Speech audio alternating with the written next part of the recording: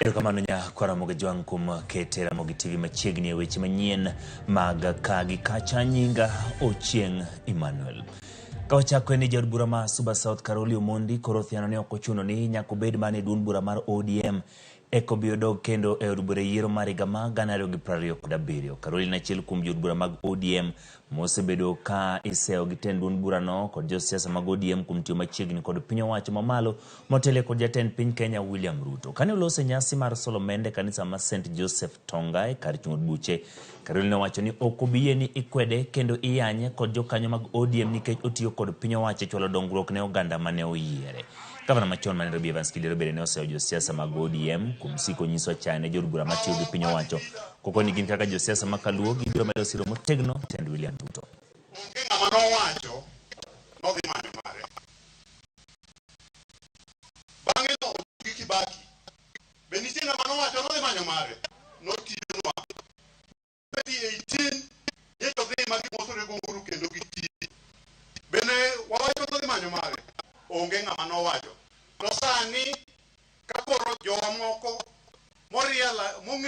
The national government is the government manyaka tigo kothi tianyogi.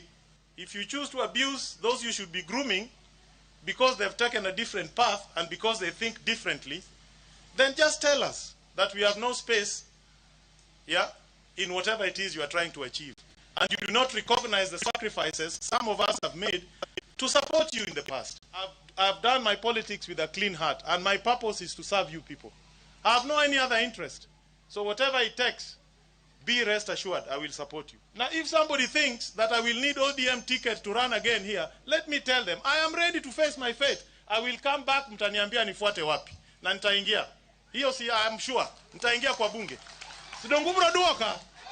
Ubroduoka kozo kubuduoka. Onge luoro, onge ngikni, onge dokchien, onge mbuok. Wati mbele. Kadhi weche mag thieth, migao mar thieth ochwalo mok tin ne jolony 500 mag nonro e counties duto 47 mondo mi otim nonro mar yango nyawo mantie mohewo ute thieth 15,000 mag piny owacho kod ji giwegi. Nyasi ni mar kewo geche moting'o jolony nyaka e counties notelie kod jatend migao mar thieth Susan Kumicha kendo biro kawo thuolo mar jumbe 2 mondo mi yangre mantiere ute thieth kare moyangi kod jolony ma biro tigo e loso budget e migao mar thieth. Kumicha nowacho ni gin kod chenro maber mar kelo lwasi makare sekta mar thieth ka gichano chiwo simbo ne nyamrerwa 100,000 ma osebedo ka itiego kod migao mar thieth.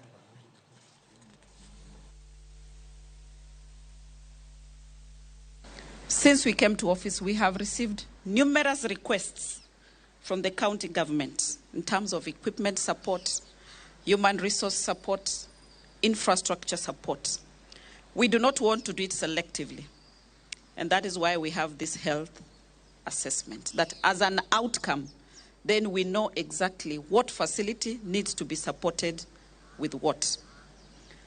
From my technical teams, it is anticipated that this exercise will take up to 2 weeks, and after that, we will share the report publicly so that people can know what service is available at what level, and as an end result, then we shall also establish the PCNs to allow people to go through the continuum of care. We'll be able to determine the gaps, and then we'll be able to reflect back as a government together with the development partners as to how to resource mobilize to address those gaps. We are going to use technology to be able to collect this data. We have put in place a very robust system of data validation that will begin as soon as you key in the first input into the electronic platform. So I assure you that the data we are going to gather is going to be data that can be able to stand the scrutiny of time. Kaudhi County Masia Committee mar thieth e buch County Masia chano mar pedho twak mabiro neno ni jochiw thieth mochiwore opodhi kendo ndiki e tich. Jakom kamiti no Cynthia Ndare wacho ni jochiw thieth go konyo ahinya neno ni jotuo yudo kony mapiyo. Ndare nolose nyasi mar sidho kondo jopuonjre matiegore bedo jothieth e kar tiegruok ma Kawibo. Jatend migao mar thieth Onyango wacho ni mar jothieth. Staff of the Ministry of Health are here. They are watching. You are working in a sector of specialty of. Rachel is there. Rachel works all over. En nafas maber to en gima odonjo kendo riwore kod chandro mar sirkal maduong' to nikech sirkal maduong' sani olingo public health to kod preventive health to kod promotive health. Mamagi en wangi mayot duoko muzigo mar curative health care piny. Omiyo en gima ber to kendo en empowering medo teko kuom nyithindwa mondo gibed kod opportunity nafas mar nwang'o tich. Wadwa doke thieth matimre kama wadakie. Wan gi ler, wan gi chiemo maber, wan gi pi maler mondo ji kik chop osuptal. Ka chop kama ng'ato chopo osuptal to koro en gima duong' mosekalo piny ka. To jaila ma wa graduate kawuono gi gin jok matimo tijego. Karwa kaka kinano makawa nurses machon. Wang'eyo kaka ne wadhi timo nursing in passion. To sani jomoko dhi nikech passion, jomoko dhi nikech en bridge mobro dhi godo Ulaya, jomoko dhi no dhi otem, jomoko dhi ni baba or mama owacho mro dhi otim. Opogore kaka ne watime chon cha. Koro sani gimomiyo gini wahero mondo watim mondo train students. Wadwaro mondo gidhi gikonyo osiptande mondo jowa mondo rit. Kaodhi Tana River bile gwenge ma madogo e county no timo nonro bang' yudo ringre ma onge wiye ma leore pi aora Matana. Ringre no mar dichuo mane oyud kod jokwath mane kwayo jamni bath aora no oyud ka lwete ma korachwich nigi hinyruok. Jodak gwenge koro ywak nikech medruok mar kwan ringre misiko ka ikwanyo aora no. Higa mokadho ringre 19 gin mago mano kwany kendo gol e aora no.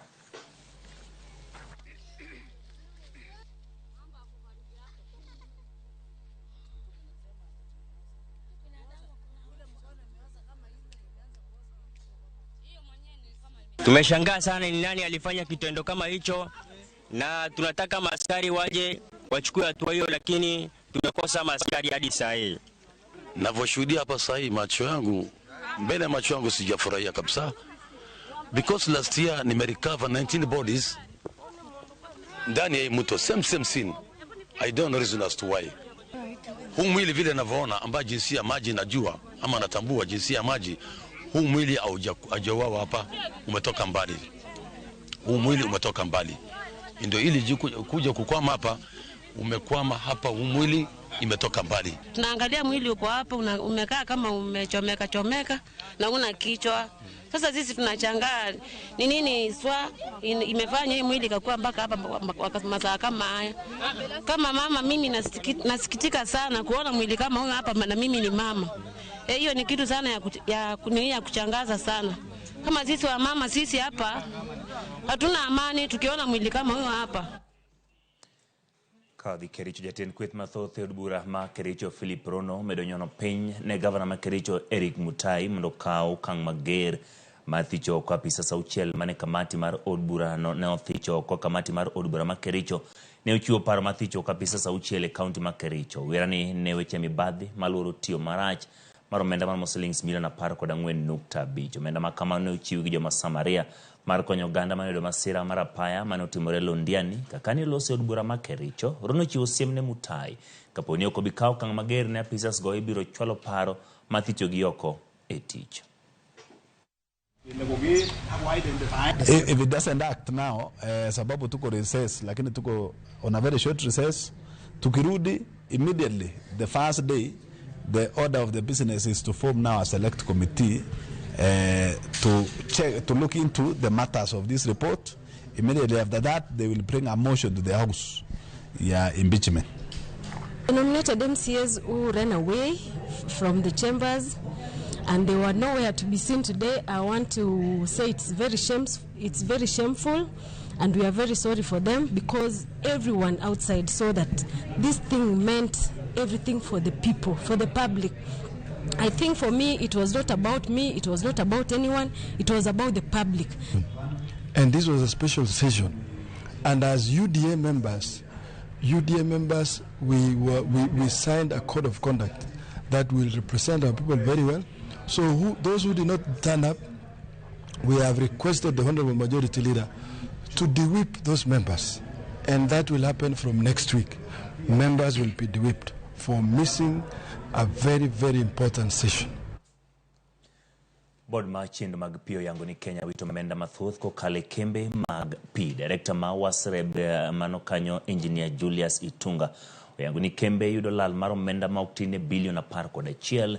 Itungo lose romo mane okelo kanyakla jokanyo e sekta ma P. Romo mane obagi Embu kama yangu ni Embu kende. Yudo lal mara tamalo 38 e sekta mar P. Kikuja kwa mashinani, please support our governors. Right now we can do the positivity and also bit of the negativity when we could not say. Tulipoangalia hii issue ya non-revenue water, hiyo 45% ni bilioni moja 11 billion. Ile tunapoteza as a country. Taurisa MD afanya calculation yake awaambia at his own time yake ni ngapi kwa hiyo 11 billion. If we were to get that 11 billion wasiri tuwalete hapa, mutamaliza shinda zenu za maji hiyo mwaka moja. Kila mtu atapata maji na muvaki na change. It is unfortunate. The other day we went round with the board members. And you realize a place like Ngiri, mahali hakuna maji ya kutosha, chairman, you remember. Huko ndiko bus zimejaa. Na vijana wanapita wanagonga pipe, wanataka ng'ombe zao instead ya kupeleka kwa mto zikunywe maji, zinagongwa pipe ya Ewasco, zikunywe maji hapo ikiteremka. By the time Ewasco knows, siku 2-3 zimepita. Bad migao mochung'ne weche pi e alwora ma Nam Lolwe, Lake Victoria South Water Works Development Agency. Uchako chendo malaro kod jokanyo wigedo mar yawo Malondiani kar chung'od bura ma Kipkelion East e County ma Kericho. Kaulo sebo ma Malondiani jatatije bad migao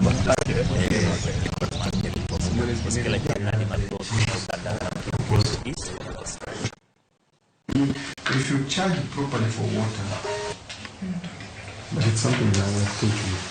We've gotten to know more about the project. Any project between today they are having a special session. I think that we know the dam is, and the length also. We're still doing the preliminaries, but what I can tell you is that we're targeting to benefit more than 600 people will be beneficiaries, both in Kipkelion East and Kipkelion East. That's our target.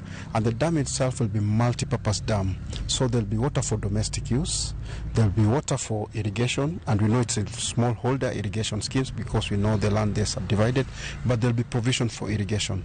Also there'll be provision, we are thinking of having a hydro, small mini hydro to drive the process, because we're all aware that power tariffs and power cost to drive water supply projects is expensive. So we intend also to have a mini hydro within the dam to drive the dam process. And if there'll be more than enough, then we'll sell it to the national grid. Having a public participation on 17th is that we are gearing towards that issue of compensation. And I want to assure the residents or the PAPs who are going to be affected by the dam that they are going to be compensated well. The National Land Commission is going to do the valuation, and then we'll move forward. Kaudhi County ma Kisumu, rowere ma kwanigiro momiarie sub-county ma Seme, koro dhiudo thuolo mar sungo mich margi. E chenro mar kungo mich michwalo gitend county ma Kisumu ka gitiyo machiegni gi piny owacho mamalo e chenro mar talanta hela. Migao matuke, kit chwech, kitwa gi timbewa e county ma Kisumu. Dhi nyime gitimo ndikruok mar oganda kata grube manigi mich mopogore opogore sub-county za biri e county no. Kaka yo makende manoni gi yudo sir kendo okung michgo. Ka gitwak gi ute fwambo, were gono jonjwete gi mondo wuogo kendo onyis mich gi e kinde ma jatend migao matuke, kit chwech, kitwa gi timbe e county ma Kisumu Beatrice Adongo ukwero were kod riwruoge mapok ondikore mondo migi ndikre kaluwore gi chenro mar talanta hela ma piny owacho madhi nyime. Kenya piny sani onge tich, to kitiyo gi mich ma intiere go inyalo konyri e yore mang'eny. An awuon michna osepuonja, koro rowere mantiere ko kachacha anyalo nyisou ni woguru kar romreu mondo ung'e mich ma untiere go, mondo ukete e tim, kete uru e tim mondo uyud dongruok. Mich nitiere gi dongruok maduong' molo gimoro amora. Rowere wetena moluoro nyiso mich magin go, nyiso gi ni giwe luor, gibed gi courage, to mondo ginyisre, ka ginyisre kinyalo yud kaka ikonyogi. Kaka county watiyo kanyakla gi national government through ministry mar Honorable Babu Namwamba Sports and Arts mondo wa make sure ni talent ma wan godo matindo tindo ok olal, to talent go wang'iyo kaka wadongo gi kendo watego gi mondo ng'ato nyalo tiyo gi mich ma en go mondo lok godo ngimane.